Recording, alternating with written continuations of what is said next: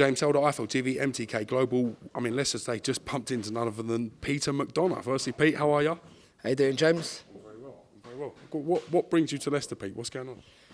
Just up here, just been up to the university, just to have testing on my fitness and all that. So just to see where I am at the moment. Obviously, I've got a little bit of time off now, and just try and keep myself in shape over Christmas. Good win for you last time out against Shane Singleton. Very competitive, little bit of heated beef in the build-up, as we do like on IFL TV. Yeah, most definitely.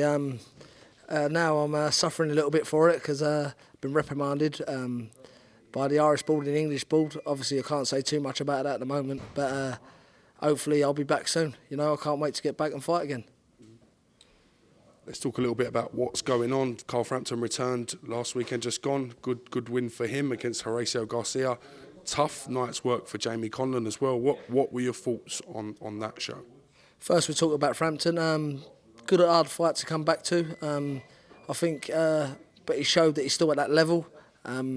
Great atmosphere in there. Commiserations to Jamie Conlon. I mean, listen, you put him in any other, I don't know, any other sort of anything else. I mean, got to say one thing: he's got the biggest balls in the world, Jamie Conlon, and you know, keep getting off the floor. He'd get off the floor all night long, and he's given us so many exciting nights, and hopefully he'll give us a few more. You know. Did you expect Joe Anankajash to be as strong as he was in Belfast and as determined as he was to sort of to rip into Jamie Conlon? Well, listen, he is a proper world champion, and Jamie's fought a genuine world champion, maybe an elite world champion, and you know, it weren't a gimme fight when that fight was made, but Jamie believed that he could beat him, and he give it a top go, and maybe Jamie comes again, you know. I want to talk a little bit about what's been happening with David Haye. We've seen that David Haye v Tony Bellew December 9th clash is now off. David Haye being pulled out of the fight. What are your thoughts on that whole situation? I think it's just the years of training hard and keeping his body in great shape. I think his body's just breaking down now, and I mean, obviously he's forever having injuries, shoulder injuries, toe injuries. You know, now what is it now? Is it gone? We believe it to be his bicep. Yeah, his bicep now. I mean, we'll have to call him head, shoulders, knees and toes soon because, you know, but no, I'm gutted for David, but commiserations to the people that have lost their money and lost their hotels and things like that. Hopefully, Bellew can get another opponent. I know there's a lot of people who are willing to fight him, and I know Dillian White's one of them, and maybe make that fight with Dillian White. Would you pay to watch that, Bellew Dillian White? Would that excite you as a boxing man? Yeah, of course it would. You know.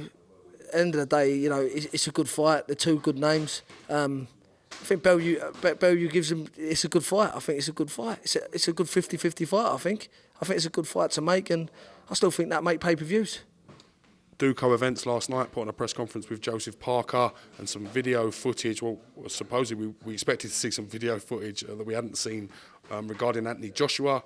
They've come in for a lot of criticism for the way the press conference came across and the manner it was sort of presented. What were your thoughts on that whole sort of thing? I mean, remember, I was on the Joseph Parker Hughie Fury undercard, and I mean, the way he acted in London that time, you know, when he come running in, and I think he'd been out for 2 days, and I don't know if he was drinking the old Hennessy brandy, but yeah, you know, nothing shocks me from Duco Events, but you know, it's just crazy. It's crazy. I mean, what does the footage mean? I mean, if you're chasing someone for a fight, you want to show them knocking people out, not them getting put over. David Higgins, as you mentioned, he is a bit of a character. Coogan tweeted out the other day that he would be IFL TV gold. Do we expect to see sort of more crazy stuff from Higgins? You've been around him. What are your thoughts? Yeah, I mean, he tries the best. He tries the best for his fighter, but I mean, geez, it's a comedy act. You know what I mean? It's, you know, yeah, maybe get him on the channel and see what his reasons are for doing what he's doing. You know. What was your initial reaction to the Instagram messages between allegedly Anthony Joshua and Eddie Chambers? You know, people do get act and things do happen, but let's go back to Billy Joe Saunders. Was it a week ago or 2 weeks ago on Twitter when he allegedly put out a tweet? I mean, the board was straight on him, give him a £2,000 fine, and he was banned from Twitter for a week, right? He might have even said he got axed, but I think a lot of people are getting defended in different ways. Why would he send the tweets to Chambers? I don't know. Chambers is retired. You know, I can't see what he would have got from gaining for that. But I'll tell you one thing. if it was Tyson Fury that had done it, he'd never have a boxing licence again. You know, and you know, I think it needs to be investigated more. Because if it was anyone else, they would have been hung out to dry.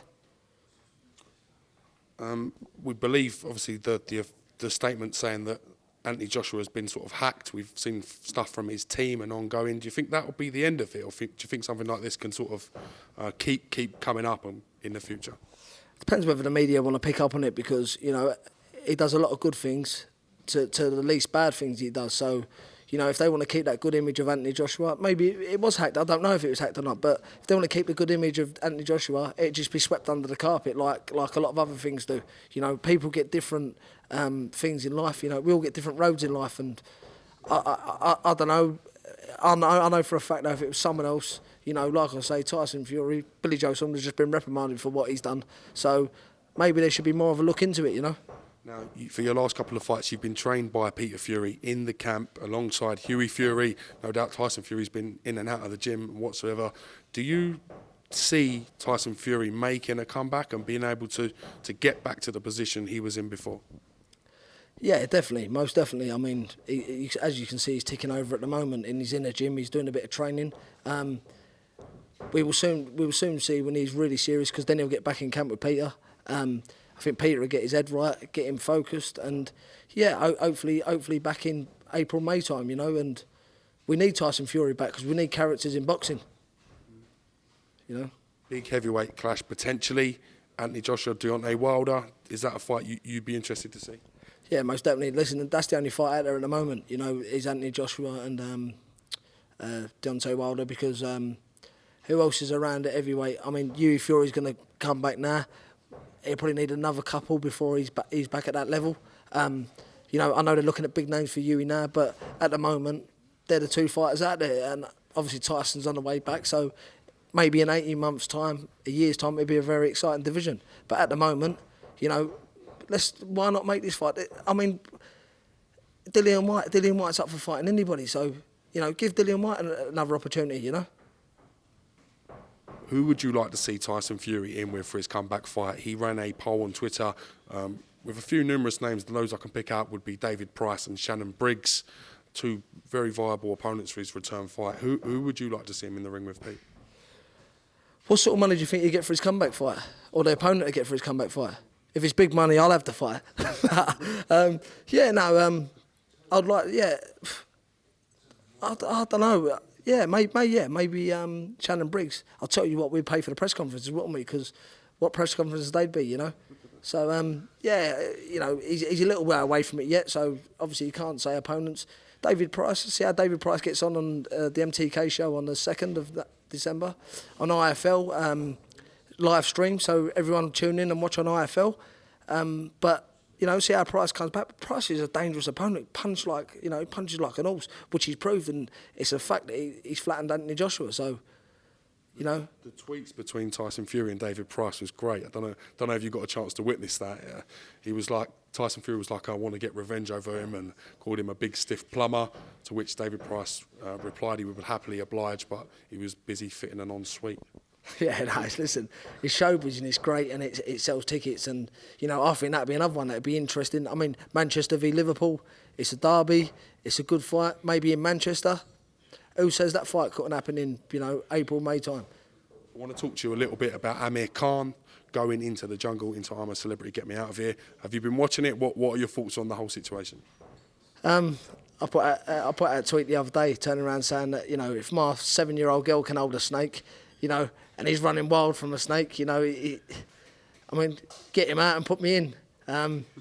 Yeah, no, but you know what? He's done the second bush tractor trial, and people are getting to know Amir Khan now, and you know, he's turning out all right. So, listen, I think he could be one of the favourites to win it. You know. Can you do me a favour? Can you say the word Sam Eggington? Sam Eggleton. Work with me here. Sam Eggington. Sam Eggleton. You're getting closer every time. So with what's going on with yourself, we're not expecting to see you back in the ring till maybe February, March, potentially. I don't know. It's how long they want to keep me out of the ring, you know. I've got a few things going on at the moment. Hopefully things will be not overturned, but I'll probably get a little bit of a lenient sentence. But you know, I'm not a young man anymore. I'm getting on a little bit now, so if things don't get overturned, I'll probably box when I'm about 50 again. But there's no way they're keeping me out of the ring. You know, I will be back, and I promise you, Cinderella Man will be European champion come 2018. We've seen that Sam Egerton obviously going to go up in weight, so you're not going to be targeting him for a fight. Who would you like to box on your return? I like Minimu, whatever his name is, the geezer that beat him. But listen, I can campaign at light middle as well, so maybe the fight with me and Egerton or whatever his name is can happen, you know what I mean? Cannot wait to get near Sam, ain't you? Yeah, I'll go looking for him, but no, listen, top respect to him, and I think he'd be stronger at upper weight, do you know what I mean? But you can't hit moving shadows. On that note, Peter McDONAGH, great to get you back on IFL TV. Thank you very much for making yourself available, and we look forward to hearing what's going to go on with yourself in the future. Thank you very much. Next time you see me, I might be in New York or Vegas. You never know. Stay tuned. Thank you very much.